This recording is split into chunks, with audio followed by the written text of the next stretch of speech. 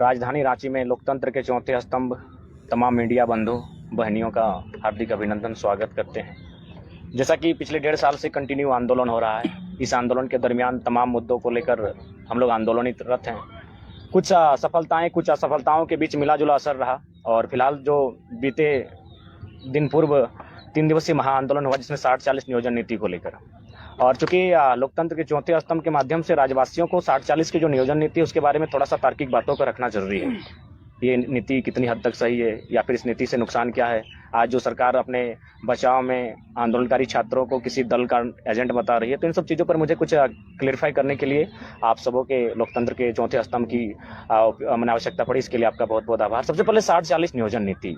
देखिए, कोई भी राज्य भारत देश में जब राज्यों का अलग गठन हुआ तो सबसे पहले भाषा के आधार पर हुआ था और हम लोग की लड़ाई भी भाषा से प्रारंभ हुई, क्योंकि भाषा कहीं ना कहीं किसी मानव की सभ्यता संस्कृति का आधार होती है। यदि भाषा समाप्त हो जाती है तो वह समाज समूल नष्ट हो जाता है। आज उसके लिए असुरी जनजाति की बात करें, बिरहोरी करें या फिर अन्य जनजातियों की बात करें जो आने वाले भविष्य में लगभग नग्न होने वाली हैं। और यूएनए की रिपोर्ट है कि झारखंड की 8 भाषाएं 2050 आते आते समाप्त हो जाएगी। यानी भाषाएं समाप्त नहीं होगी, वह समूह जो उस भाषाओं का बोलचाल में प्रयोग करता है वो समूह भी समाप्त हो जाएगा। तो उसी क्रम में हम लोग का भाषाई आंदोलन स्टार्ट हुआ था।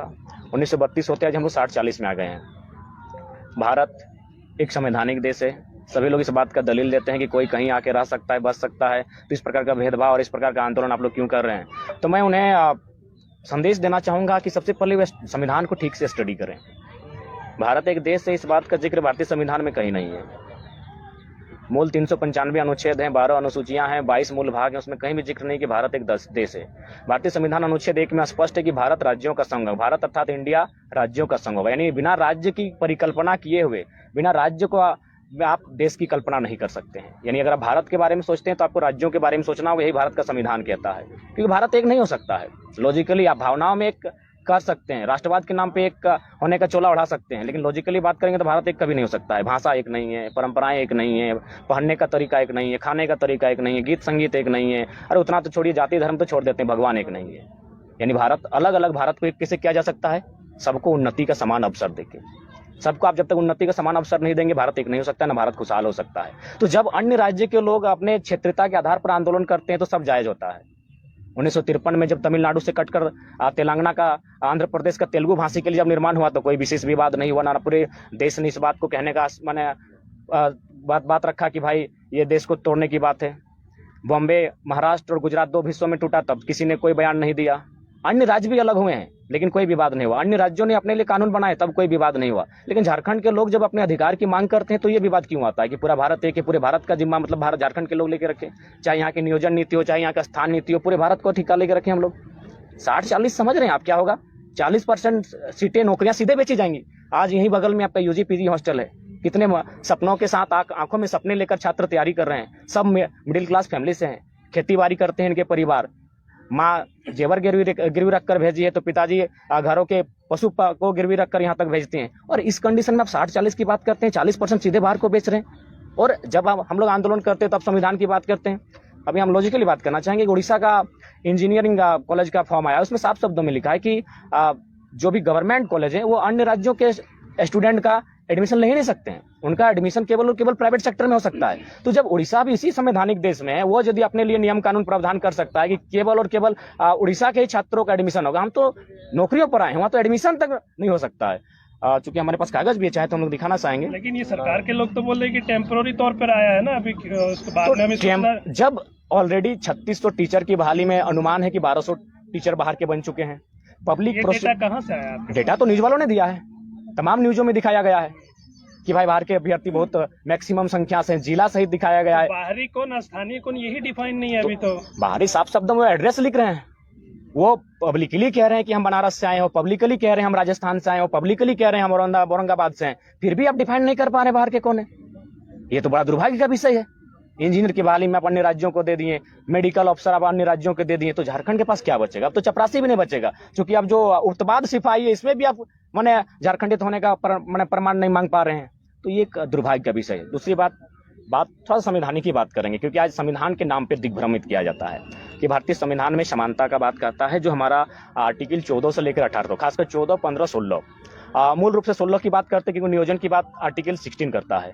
अगर आप भारतीय संविधान अनुच्छेद 16 को देखेंगे तो वहां लिखा है कि किसी भी नियोजन में राज्य किसी भी प्रकार का भेदभाव नहीं कर सकता है। कोई भी नियोजन होगी, नियुक्ति होगी तो भेदभाव नहीं कर सकता है। अनुच्छेद 16 दो में कहती है कि आप जाति, धर्म, उद्भव, जन्म स्थान, नस्ल, संप्रदाय, 7 पॉइंट है, उनके आधार पर आप भेदभाव नहीं कर सकते हैं। यानी 16(1) 16(2) के पढ़ने के बाद आपको लगेगा कि कोई भी एंट्री कर सकता है, लेकिन जैसे 16(3) पढ़ते हैं भारतीय संविधान अनुच्छेद 16(3), वहां साफ शब्दों में लिखा है कि संसद स्थानीयता के आधार पर यदि उस राज्य के लोग पिछड़े हैं, स्थानीय हैं, तो उनके लिए विशेष नियोजन में प्रावधान बना सकती है, 16(3) कहती है। तो हम तो उसी की बात करते हैं। आप आर्टिकल 46 में चले जाइए। जयराम जी, आर्टिकल 46 में जो 16(3) का जिक्र कर रहे हैं, उसी के तहत आपको याद होगा कि जो 1932 आधारित स्थानीय नीति विधानसभा से प्रस्ताव पास किया गया, राज्यपाल के पास भेजा गया कि आप केंद्र को भेजिए, और उसमें जो 100% रिजर्वेशन की बात थी, जो आप लोग मांग भी करते हैं तृतीय और चतुर्थ वर्ग में, कि संसद के पास अधिकार है, संविधान के जिस आप आर्टिकल का जिक्र कर रहे हैं जी, वो संसद का ही मामला है, मौलिक अधिकार यानी संसद का विषय है। तो वो तो राजभवन से लौटा दिया गया है।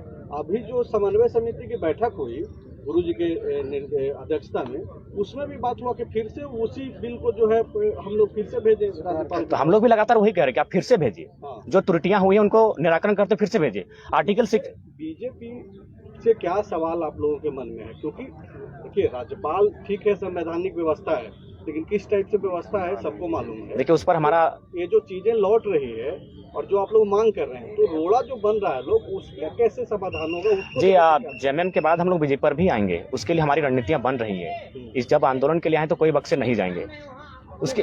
तो जयराम महतो ये मान रहे हैं ना कि आप लोग के मन मुताबिक जो नीतियां बननी चाहिए, तो वो तो विधानसभा से प्रस्ताव बना करके भेजा गया। जो अधिकार हेमंत सोरेन के पास तो अधिकार नहीं है कि संसद भवन से जाकर के उनके पास तो नहीं, मैंने ये तर्क, अभी हेमंत सोरेन की बात नहीं, मैंने ये तर्क दिया। लोग इस बात का भ्रम फैलाते हैं स्थानीयता के नाम पर कि आप राज्य के लिए किसी को भी ओपन रख सकते हैं। तो वही हम तर्क दे रहे थे कि उड़ीसा ने जब साफ शब्दों में लिखा है, बंगाल ने साफ शब्दों में लिखा है, तो हमारे पास एक कॉलम बनने में क्या समस्या है? कोई भी बहालियां अभी जो लेटेस्ट आई है वो तो साफ साफ लिखा है कि भारत का नागरिक हो प्लस बिहार राज्य का मूल निवासी हो, भारत का नागरिक हो, बंगाल का मूल निवासी हो। तो हम लोग भी झारखंड का मूल निवासी, वही कॉलम की तो बात कर रहे हैं। दूसरा बात, नीति निर्देशक तत्व का जो आर्टिकल 46, उसमें भी लिखा है कि राज्य अपने राज्य के दुर्बल लोगों के लिए कानून बना सकता है। कहाँ? शैक्षणिक और आर्थिक स्थिति को प्रोत्साहन करने के लिए, दुर्बल लोगों के लिए। तो क्या हम लोग झारखंड के लोग सबल हो चुके हैं? ये अब राज्य का मसला है। नीति निर्देशक तत्व आर्टिकल 46 में लिखा है कि दुर्बल लोगों के प्रोत्साहन के लिए, आर्थिक और शैक्षणिक प्रोत्साहन के लिए आप नीति नियम बना सकते हैं। तो क्या हम लोग सबल हो चुके हैं? हम कितने सबल हुए? हम तो जमीनें बेचकर अपना गुजर बसर कर रहे हैं, तो हम तो सबल नहीं हुए। लेकिन जो चीजें आप बोल रहे हैं वही चीजें तो सरकार में शामिल लोग भी कर रहे हैं, जो अभी जिसका जिक्र संजय भैया कर रहे थे कि उन्होंने बोला कि फिर से भेजेंगे इसको राज्यपाल के पास। तो बिल्कुल भेजे। तो फिर आंदोलन किस बात को लेकर? आंदोलन इस बात का कि आंदोलन के कारण ही 1932 चर्चा में आया विधानसभा में। अगर क्या चाहते हैं आप लोग, वैकेंसी निकले या फिर नहीं निकले? नहीं, देखिए हम लोग चाहते हैं कि कम से कम आप जो आप कह रहे हैं कि टेम्प्रोरी है, तो टेम्प्रोरी भी किस प्रकार का होगा? टेम्प्रोरी भी है तो ठीक है, तो क्या इसका मतलब टेम्प्रोरी, इसका मतलब सारी बहालियों को बांट देंगे क्या? उसमें आप जो लोकेलिटी का सामने बैरियर को डिलीट कर चुके हैं, लोकल भाषा के बारे में चर्चा नहीं होगी, मैंने संस्कृति के बारे में चर्चा नहीं होगी, सीधे आप इंग्लिश को लोकल लैंग्वेज बना दीजिए। क्या ये आधार हो सकता है टेम्प्रोरी बहाली में? क्या इसके माध्यम से आप रोक सकते हैं? आप जिला वाइज सर्वे करते हैं, जिला वाइज कौन सी भाषाएं हैं, उसके आधार पर आप GSGK का पेपर सेट करते हैं। ये तो आप कर सकते हैं, ये तो संविधान का हनन नहीं होगा। जिस प्रकार उड़ीसा अपने उड़िया लैंग्वेज को लेकर एक बैरियर बना देती है, आपके पास अब जिला वाइज सर्वे करके, जो इससे पूर्व होती थी यार, अब जो 2-3 भाषाएं, क्योंकि भारत झारखंड में एक भाषाएं पॉसिबल नहीं है, तो इसीलिए मेरा मानना है कि आप जिला वाइज सर्वे करते हुए इस टेम्प्रोरी बहाली को भी लोगों के पहुंच से अन्य राज्यों की, और ये हम नहीं कह रहे हैं, चीफ जस्टिस ऑफ इंडिया पूर्व में M हिदायतुल्लाह ने भी साफ कहा है कि यदि राज्य चाहे तो विकसित राज्यों के अभ्यर्थियों के अतिक्रमण को रोकने के लिए कानून बनाए। टेम्प्रोरी में भी कानून बनता है। आप 40% बेच रहे हैं, बहुत समय लग जाएगा, 4 साल लगभग। कुछ समय क्यों लगेगा? आप जो स्थानीयता का चैप्टर उसको ले आइए ना। जैसे पिछला बार सवाल था पहला किसे कहते हैं, अब बताइए, अन्य राज्यों के लोग आसानी से नहीं समझेंगे पहला किसे कहते हैं। आप स्थानीयता चैप्टर को लेकर आइएगा तब ना। आप लोकेलिटी को लेकर आएंगे कि नहीं? आप तो लोकेलिटी को ही डिलीट कर दिए हैं। स्थानीयता के अलावा आप किसी प्रकार से फिलहाल आप इसे टेम्पोररी भी रखते हैं तो नहीं बचा सकते हैं। जब तक अस्थायी नियम नहीं बनता है तब तक आप कुछ ऐसा दिमाग तो लगा सकते हैं जो आप रोक सकते हैं। आप लोग 32 का जिक्र करते हैं, बहुत कोल्हान में 32 का किसी के पास हथियार नहीं है, तो अंतिम बाहरी हो सर्वे गए। सेटलमेंट के बाद चल रहा है, सुरसिंह बेसरा का कहना है। हाँ, तो वो बाहरी हो गए देखिए, आपके हिसाब से। नहीं, हमने ये क्या कहा, आपने शुरू से कहा, हमने कभी 1932 को केंद्र बिंदु कहा है, चाहे टाइम या सर्विस सेटलमेंट हुआ है। आप जिलों का जो अंतिम सर्विस सेटलमेंट उसको आधार माने 4-5 कॉलम में झारखंड की स्थानीयता परिभाषित होगी, एक कॉलम में पॉसिबल नहीं है। झारखंड विविधताओं का राज्य, इस बात को समझना होगा। हमारी एक भाषा नहीं है। बंगाल के तर्ज पर अगर हमारी एक भाषा होती तो विवाद ही समाप्त हो जाता। उड़ीसा के तर्ज पर अगर हमारी उड़िया भाषा होती तो विवाद ही नहीं होता। तो झारखंड में थोड़ा टाइम भी लगेगा। तो आप 3 साल लिए, आपका थिंक टैंक क्या काम कर रहा था, वही तो पूछ रहा, आपका जो थिंक टैंक है वो क्या काम कर रहा था।